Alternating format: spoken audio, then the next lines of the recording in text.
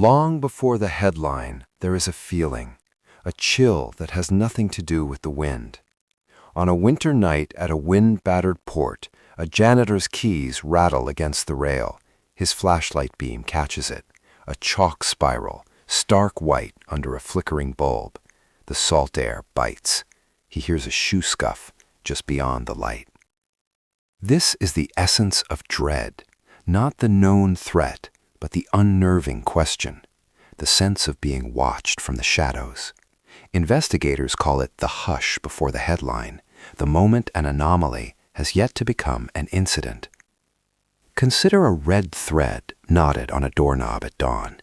In one culture, it is a blessing, in another, a curse. Folklore and local myth are the invisible lenses through which we see the evidence. A strange symbol is not just a clue, it is a story. And we must ask, are we afraid of the act itself, or the story we believe it is telling? In our connected world, these stories travel, meaning shift across borders. A proverb translated to literally becomes a threat. A blurred police photo, cropped and shared, becomes a global omen. The media does not merely report the facts, it broadcasts a feeling. A rumor sparked in one time zone can infect another before sunrise, leaving a residue of suspicion that outlasts any official report. What happens when the crime itself carries more passports than any traveler? Far from the docks, a new scene unfolds. Candles flicker around a clay mask by a mountain stream. A body lies awaged not in violence but in theater. Locals whisper of a river spirit. Headlines sharpen the myth into something monstrous.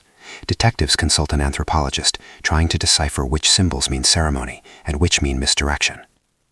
The offender never speaks, but a taunting message appears online, then vanishes. It reappears from a server under a different flag.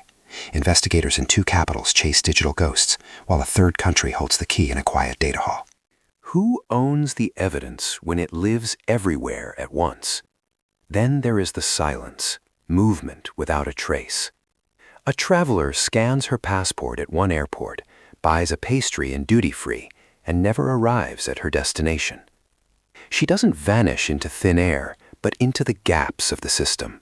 A code-share flight, a broken camera, a bus route no one logged. Joint teams reconstruct her path from toll pings and credit card slips, sifting through the digital dust she left behind.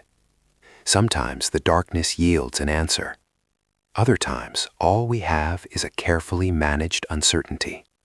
In this new landscape of crime, the story is everything. We proceed with caution, respecting local customs, sharing only what is necessary to protect the living. Because in the end, the most frightening pattern is the one our own fear creates. The question is not just who committed the crime, but how our dread decides which dots to connect.